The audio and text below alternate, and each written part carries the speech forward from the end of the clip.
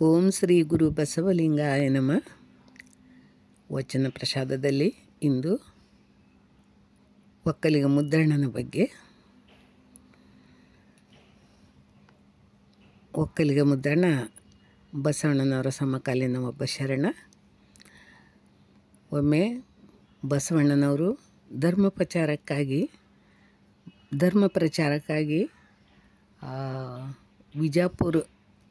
ವಿಜಾಪುರ ವಲಯದಲ್ಲಿ ಹೋಗ್ತಾ ಇರುವಾಗ ಅಲ್ಲಿ ಜೋಳದ ಹಾಳಂತ ಊರಿನ ವಲಯ, ಅಲ್ಲಿ ಒಕ್ಕಲಿಗ ಮುದ್ದಣ್ಣನ ಹೊಲ. ಆ ಒಕ್ಕಲಿಗ ಮುದ್ದಣ್ಣ ಹೊಲದಲ್ಲಿ ಕೆಲಸ ಮಾಡುತ್ತಾ ಇರ್ತಾನೆ. ಆಗ ಬಸವಣ್ಣನವರು ದಾರಿಕಾರರಾಗಿ ಹೋಗ್ತಾ ಇರ್ತಾರೆ. ಹೋಗುವಾಗ ತುಂಬ ಬಿಸಿಲು, ಮೇ ತಿಂಗಳಿನಲ್ಲಿ ಮಾವಿನ ಗಿಡದ ತಂಪು ನೆರಳು ಕಂಡು ಬಸವಣ್ಣನವರು ಅಲ್ಲಿ ಸ್ವಲ್ಪ ವಿಶ್ರಾಂತಿ ತೆಗೆದುಕೊಳ್ಳುವ ಕೂಡೋಣ ಅಂತಂದು ಕುದುರೆಯನ್ನು ಬಿಟ್ಟು ಕೂತ್ಕೊಳ್ತಾರೆ. ಆಗ ಒಕ್ಕಲಿಗ ಮುದ್ದಣ್ಣನ ದೃಷ್ಟಿ ಬಸವಣ್ಣನವರ ಕಡೆ ಆಗುತ್ತದೆ. ಬಸವಣ್ಣನವರನ್ನು ನೋಡಿ ಮುದ್ದಣ್ಣನಿಗೆ ಅನಿಸುತ್ತದೆ, ಏನಪ್ಪ ನಮ್ಮ ಹೊಲದೊಳಗೆ ಇರುವ ಮರದ ಕೆಳಗೆ ಏನೋ ಒಂದು ಜ್ಯೋತಿ ಪ್ರಕಾಶದಂತೆ ಕಾಣಿಸುತ್ತದೆ ಅಲ್ಲ ಅಂತ ಏನೋ ಒಂಥರ ಆನಂದ ಆಗಿ ನೋಡಿಯೇ ಬಂದು ಅವರನ್ನು ಭೇಟಿಯಾಗಿಯೇ ಬರೋಣ ಅಂತಂದು ಮುದ್ದಣ್ಣ ಆ ಮರದ ಹತ್ರ ಹೋಗ್ತಾನೆ, ಮಾವಿನ ಮರದ ಹತ್ರ. ಅಲ್ಲಿ ಬಸವಣ್ಣನವರನ್ನು ನೋಡಿ ಯಾರು ತಾವು ಅಂತ ಕೇಳಿದ್ರೊಳಗೆ ಬಸವಣ್ಣವರು ತಮ್ಮ ಪರಿಚಯವನ್ನು ಕೊಡುತ್ತಾರೆ.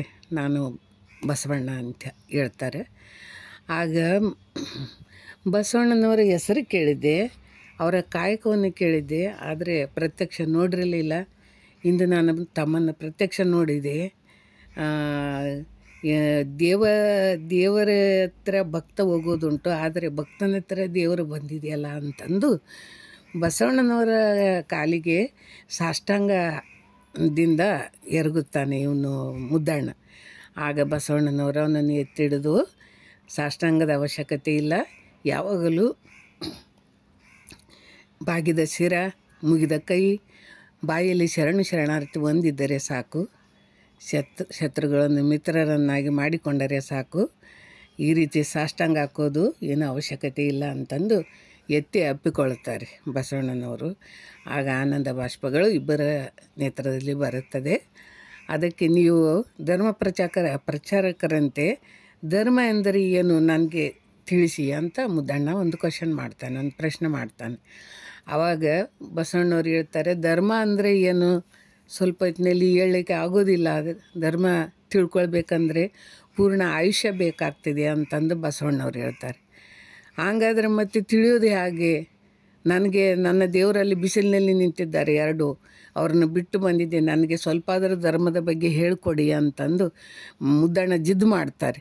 ಆವಾಗ ಬಸವಣ್ಣವರು ಈ ವಚನ ಹೇಳ್ತಾರೆ, ದಯವಿಲ್ಲದ ಧರ್ಮವು ದಾವುದಯ, ದಯವಿರಬೇಕು ಸಕಲ ಪ್ರಾಣಿಗಳಲ್ಲಿ, ದಯವೇ ಧರ್ಮದ ಮೂಲವಯ್ಯ ಎಂದು ಈ ವಚನವನ್ನು ಹೇಳ್ತಾರೆ ಬಸವಣ್ಣನವರು. ಅದಕ್ಕೆ ಮುದ್ದಣ್ಣ ಹೇಳ್ತಾನೆ, ಈ ವಚನವನ್ನು ಅಭ್ಯಸಿಸುತ್ತಾ ಇದನ್ನು ನಾನು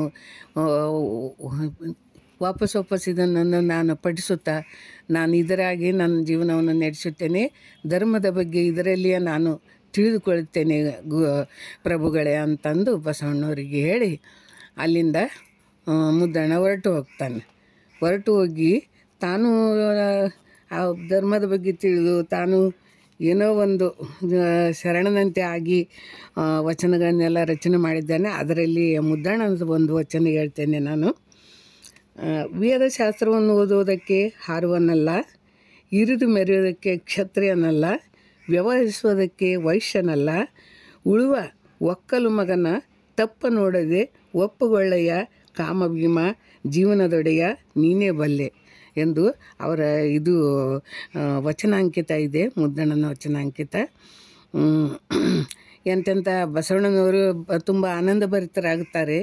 ಎಂತೆಂಥ ಶರಣರು ನಮ್ಮ ಇದ್ದಾರೆ ನಮ್ಮ ಭಾರತದಲ್ಲಿ, ನಮ್ಮ ಭೂಮಿ ಮೇಲೆ ಎಂದು ಆನಂದ ಪಟ್ಕೊಳ್ತಾ ಆನಂದದಿಂದ ಬಸವಣ್ಣವರು ಅಲ್ಲಿಂದ ಹೊರಟು ಹೋಗ್ತಾರೆ. ಮುದ್ದಣ್ಣನ ಬಗ್ಗೆ ಎಲ್ಲರ ಹತ್ರ ಹೇಳ್ತಾರೆ, ತಮ್ಮ ಸಹಪಾಠಿಗಳು ಎಲ್ಲರಿಗೂ ಮುದ್ದಣ್ಣನ ಬಗ್ಗೆ ಹೇಳ್ಕೊಡ್ತಾರೆ ಶರಣಾರ್ಥಿಗಳು. So hope you like this video. So like this video and subscribe our channel for regular videos update. Thanks for watching. Sharanu Sharanarthi.